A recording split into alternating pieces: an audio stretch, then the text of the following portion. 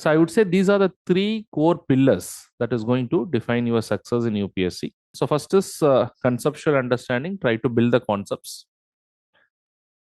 So the concept can be done by self-reading. If you're part of any foundation program, it can be done from the foundation classes.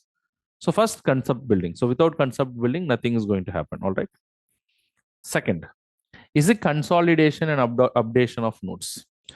So whenever you read a particular area, try to understand that area.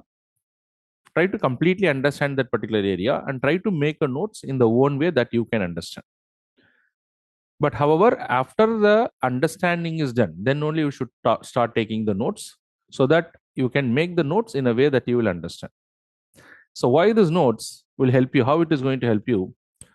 Because when it goes to the mains examination, you'll have to write answers. When you have to write answers, you cannot merely reproduce what is there in the books. You cannot reproduce in the same 100 words or same 200 words, or you cannot reproduce the same paragraph as probably you might have done, probably in your schools or probably in your colleges.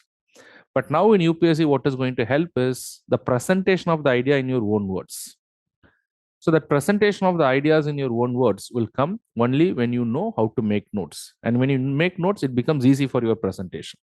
So I personally share my experience how I was able to clear the examination 3 times is because I had notes for most of the topics that is given in the syllabus. Now, once I have the notes, very pinpointed, very specific, very simple, very brief notes. So that helped me to retain that information well.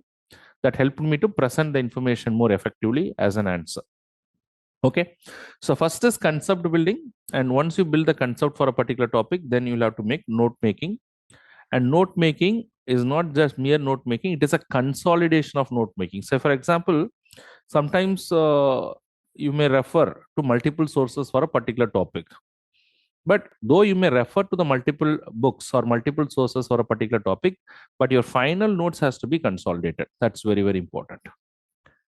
So your final notes has to be consolidated and kept in one particular place. So consolidation becomes very important because as the last moment before you go to the examination, most of the issue that the students face is probably they're not able to look for the multiple sources again to revise it. So you try to consolidate that and keep it updated. When I say keep it updated, so for example, for certain topic, understanding the basics is also important, but to the basic topic, some current developments may also happen. So for example, when you talk of fundamental rights in the Indian Constitution, from the Constitution, we'll read the basic concepts.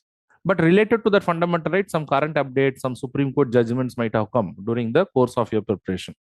So you try to consolidate that. You try to update that with that.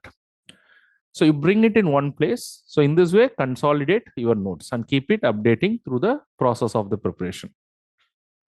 So conceptual understanding, consolidation, and updation of the notes. And then the most important thing, which most of the students fail, and those students who do it, they become really successful, is a periodic revision of the notes. Now, what do you mean by periodic revision? It is not that the first month you have made the notes and then after that you have never touched it. Then the human mind cannot remember that. Our mind has a very limited memory capacity. And that too, our short-term memory is very, very less.